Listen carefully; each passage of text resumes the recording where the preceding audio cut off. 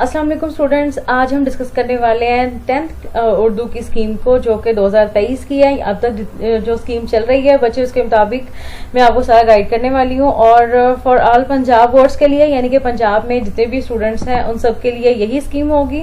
और पंजाब में जो बोर्ड आते हैं, लाहौर, सरगोदा, साहिवाल, मुल्तान, रावलपिंडी, कश्मीर, डेरा गाजी खान, फैसलाबाद और गुजरांवाला, ये सभी स्टूडेंट जो हैं बच्चे, उन सब की एक ही स्कीम होगी, क्योंकि एक बोर्ड की एक ही स्कीम चलती है बच्चे। और यहाँ पे चलते हैं क्वेश्चन बच्चे, इसकी थोड़ा सा डिटेल की तरफ चलती हूँ। और टोटल मार्क्स बच्चे आपको 75 मार्क्स का पेपर आएगा, और टोटल टाइम आपका 2 घंटा 30 मिनट का होगा। 9th की जो स्कीम है उसको मैं ज़रा डिटेल पे डिस्कस करती हूँ, क्योंकि 10th क्लास के जो बच्चे हैं उनको ज़रा बताने की जरूरत नहीं है, क्योंकि पेपर्स वगैरह सब कुछ पैटर्न हर चीज़ एक बार दे चुके होते हैं, तो वो समझे कि इस सारे टाइम से एक बार से गुजर ही चुके होते हैं। तो आपको मैं बच्चे यहाँ से मेन बातें बता देती हूँ। क्वेश्चन नंबर 1 की तरफ जाते हैं। तो क्वेश्चन नंबर 1 बच्चे आपको एमसीक्यूज का आएगा 15 मार्क्स का, जैसा कि आपको 9th में था। एक एमसीक्यूज के 1 नंबर होंगे। तो उसके बाद क्वेश्चन नंबर 2 की तरफ चलते हैं। तो बच्चे, जिस तरह आपको 9th में 4 शेर आए थे हिस्सा नज़म में से, और उसके 3 आपने करने थे, सेम इस तरह यहाँ पे होगा। हिस्सा गजल में से 3 शेर आएंगे और 2 आपने करने होंगे। और दोनों जो है, ये पहला हिस्सा भी 5 नंबर का, दूसरा हिस्सा भी 5 नंबर का। ये ऐसा नहीं है कि एक शेर 2 नंबर का होगा। आपको एक जो पार्ट है उसमें से 5 नंबर मिलेंगे, दूसरे की इसके भी 5 नंबर मिलेंगे। और ये जो है, इसका सारा डिटेल में जो मार्क्स की हुई है ना, वो मैं आपको आगे जाके बता देती हूँ। उसके बाद आते हैं नसर पारों की तशरीह। तो बच्चे, आपको 2 पैराग्राफ दिए जाएंगे, और आपने उसके मीनिंग जो होते हैं ना, मुश्किल वर्ड्स, उसको उन्होंने अंडरलाइन किया होना है, उसके आपने मानी लिखनी है, और उसके बाद उसकी तशरीह लिखनी है। और इसको कितने पेजेस में लिखना है तफसील में सारा मैं आपको गाइड कर देती हूँ। उसके बाद आ जाते हैं क्वेश्चन नंबर 4 की तरफ। तो क्वेश्चन नंबर 4 में बच्चे आपको 8 शॉर्ट क्वेश्चन दिए जाएंगे, उसमें से 5 शॉर्ट क्वेश्चन आपने करने हैं, यानी कि आपका एक शॉर्ट क्वेश्चन 2 नंबर का होगा। ठीक है, 3 शॉर्ट क्वेश्चन की आपको चॉइस मिलेगी। उसके बाद आ जाते हैं क्वेश्चन नंबर 5 की तरफ। तो क्वेश्चन नंबर 5 में बच्चे आपको 2 खुलासे दिए जाएंगे, एक खुलासा आपने करना है, और वो उसका बाकी डिटेल में आपकी आगे जाके बताती हूँ। क्वेश्चन नंबर 6 है। तो बच्चे, आपको 3 ऐसेज मिलते हैं, और उसमें से एक ऐसे आपने करना है, 2 ऐसे की आपको चॉइस मिलती है, और ऐसे आपका 15 मार्क्स का है। ठीक है, उसके बाद आते हैं क्वेश्चन नंबर 7 की तरफ। तो बच्चे, आपको यहाँ पे तफहीम इबारत, यानी कि एक पैराग्राफ बच्चे आपको मिलेगा, और पैराग्राफ को अपने अच्छे से गौर से पढ़ना है। उसी में से सवाल निकले होंगे, और उस पैराग्राफ को पढ़ने के बाद आपने उसके जवाब देने हैं। और 5 के ज्यादातर सवाल होते हैं बच्चे, और उसके आपने 2 नंबर का एक आंसर होता है, और आपने उसके आंसर देने हैं, और आपका 10 मार्क्स का रहता है। यानी कि क्वेश्चन नंबर 1 जो आपका 15 मार्क्स का है, क्वेश्चन नंबर 2 जो है वो 10 मार्क्स का। उसके बाद जो तशरीह है वो भी बच्चे आपने 10 मार्क्स, 2 पैराग्राफ है तो 5-5 नंबर का। उसके बाद क्वेश्चन तो आपको बता दिए, बाकी से डिटेल। उसके बाद यहाँ पे चलते हैं क्वेश्चन नंबर 1 की तरफ। तो बच्चे, एमसीक्यूज आपको आने हैं नसर हिस्सा में से 7, और हिस्सा नज़म में से भी 2 आने हैं, गजल में से आपको 1 आना है। और जो उर्दू ग्रामर है, आपकी जो उर्दू कायदा है, उसको अच्छे से तैयारी कर लें, क्योंकि उसमें से आपको 5 एमसीक्यूज आएंगे, जो टोटल आपके हो जाते हैं 15 मार्क्स। ठीक है, उसके बाद यहाँ पे आ जाते हैं शेरों की तरफ। तो बच्चे, आपको जो पहला हिस्सा नज़म का, तो उसमें आपको यहाँ पे 1.5 नंबर का, यानी कि 1.6 मार्क्स का बनता है, एक तरह का एक शेर। ठीक है, जिसकी आपको तशरीह करनी है। और इसमें बच्चे जरूरी होता है, एक जब आपने कोई भी शेर लेना है, तो उसके शायर का नाम और उस नज़म का नाम, जिस नज़म से वो शेर आया है। ठीक है, तो ये दोनों आपने जरूर मेंशन करने होते हैं। और उसके बाद आपने बाकी जो नंबर है वो आपने उसकी बाकी की तशरीह करनी होती है, बाकी तशरीह के नंबर मिलते हैं। और बच्चे, ये जो तशरीह होती है आधे पेज से ज्यादा नहीं होनी चाहिए। ठीक है, एक पेज आपने लिख लिया, और एक पेज नहीं, सॉरी, हाफ पेज आपने लिखना है, और आपके जो मार्क्स है वो समझेगा आपको पूरे मिल जाएंगे। अगर आपने उसको अच्छे वाला मीनिंग को, उसके जो तशरीह का मतलब है वो अच्छे से समझा दिया है, तो फिर ओके। अगर आपने अच्छे से लिख दिया तो 3 आपने पार्ट करनी है, एक ही चॉइस है। सेम इसी तरह यहाँ पे भी आपको गजल है। तो बच्चे, आपने गजल में जो शायर का नाम है वो आपने लिखना है, और बाकी आपने उसकी तशरीह कर देनी है।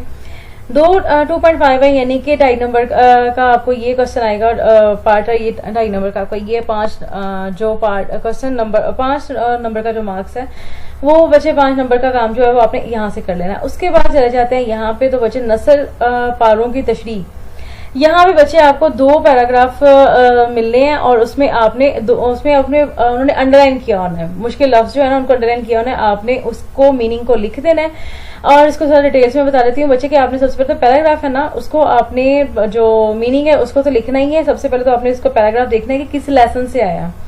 ٹھیک ہے, اور اس کے شاعر جو لیسن کا رائٹر ہے وہ کون ہے. ٹھیک ہے, تو آپ نے اس کا نام لکھنا ہے جس نے وہ کہانی لکھی ہوئی ہے. ٹھیک ہے, لیسن کا جو رائٹر ہے اس کا نام لکھنا ہے. آدھا نمبر آپ کو اس کا ملے گا, لیسن کا نام لکھنے کا آدھا نمبر ملے گا. 1 نمبر کا کام تو یہ ہو گیا.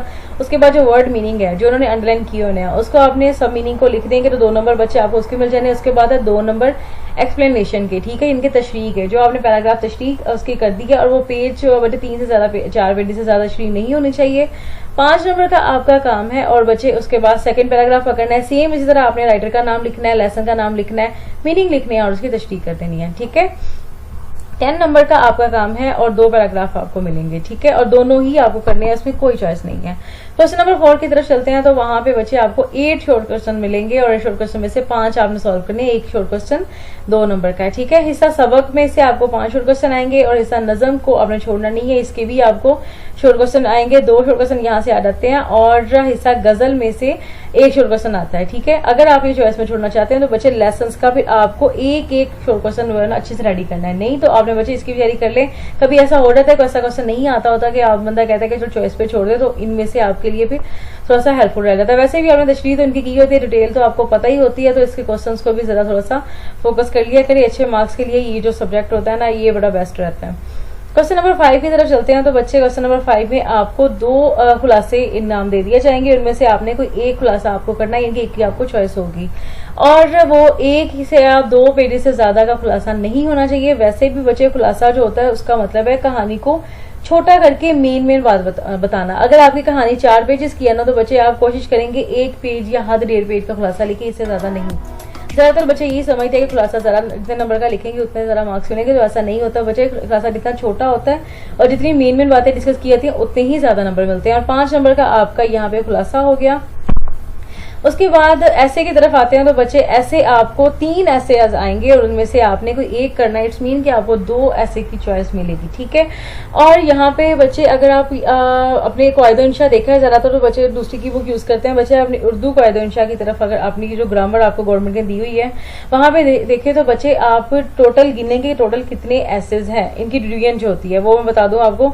ٹوٹل آپ کو دیکھیں کہ کتنے, اگر آپ کے سمجھے کہ 12 ایسز ہے نا تو آپ نے اس کو 3 حصوں میں ڈیوائڈ کریں, اور اس کے یعنی کہ فرسٹ حصہ سیکنڈ اور تھرڈ. ٹھیک ہے, نہیں تو 2 حصوں میں ڈیوائڈ کریں گے تو بچے آپ کو شروع والے جو ایسز کے نام ہیں ان میں سے ایک آئے گا اور ایک اینڈ میں سے آئے گا.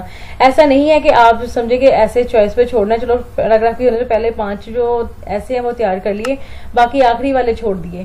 ٹھیک ہے, ایسا نہیں کرنا, اندر سے کرنا ہے. کیونکہ دیکھیں انہوں نے ایک لکھا ہوا ہے کہ جو اس کا ٹاپک جو ٹوٹل ہے اس کے 3 حصے کریں, ان میں سے آپ کو پہلے حصے میں سے ایک ایسے وہ چن لیں گے. یعنی کہ اگر 12 ہے نا تو پہلے 4 میں سے ایک ایسے دیں گے, اگلے 4 میں سے ایک ایسے دیں گے, اور اگلے 4 میں سے ایک ایسے دیں گے. ان کی ڈویژن اس طرح سے ہوتی ہے. اب آپ خود اپنا جو اردو قواعد و انشاء وہ دیکھیں اور ان میں سے ایسے کی ڈویژن دیکھیں. ٹھیک ہے, تو اس کو ان میں سے آپ اس حساب سے آپ کے کوشچن ایسے کریں کہ ان میں سے کیا کوئی چھوڑنا پڑ بھی جاتا ہے تو اچھے جو آپ کو آنا ہے اس کو پھر ان میں سے وہ والا ایسے ہو جو آپ نے اچھے سے ریڈی کیا ہوا ہے.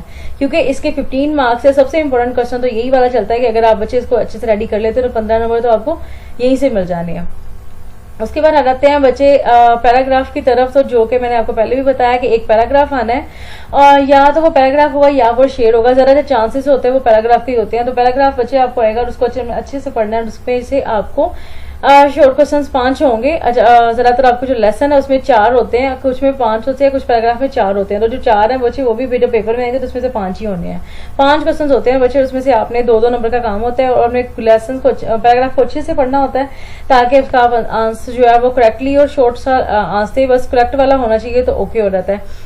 اس میں خاص طور پہ بچے بتا دوں کمپریہنشن جو پیراگراف ہوتا ہے اس میں جو پیراگراف کا عنوان ہوتا ہے نا, جو اس کا وہ پیراگراف پڑھنے کے بعد آپ کے ذہن میں ٹاپک آتا ہے وہ ضرور لکھنا ہوتا ہے. وہ ایک پہلا کوسچن تو اسی کا ہوتا ہے, باقی 4 کوسچن اس پیراگراف سے ریلیٹڈ ہوتے ہیں. تو 10 نمبر کا کام بچے یہ والا ہے. اگر آپ یہ 2 کام کر لیتے ہیں تو سمجھے 25 نمبر کا کام تو یہیں سے ہو گیا آپ کا, ایسے اور یہیں سے. اور باقی تو آپ کو ڈیٹیل میں نے ساری بتا دی ہے. ویڈیو بچے آپ کو اگر اچھی لگی ہے, انفارمیٹو لگی ہے تو لائک کر دیجیے گا, اور چینل کو ابھی تک سبسکرائب نہیں کیا تو جلدی سے سبسکرائب کر دیں, کیونکہ میں آپ کو اسی طرح کی انفارمیٹو ویڈیوز دینے والی ہوں. اور اگر آپ کو بچے مجھ سے کچھ پوچھنا ہے یا کچھ ڈسکس کرنا ہے تو بچے آپ مجھ سے کمنٹ سیکشن میں مجھ سے رابطہ کر سکتے ہیں. اور اب تک کے لیے دیجیے اجازت. اللہ حافظ.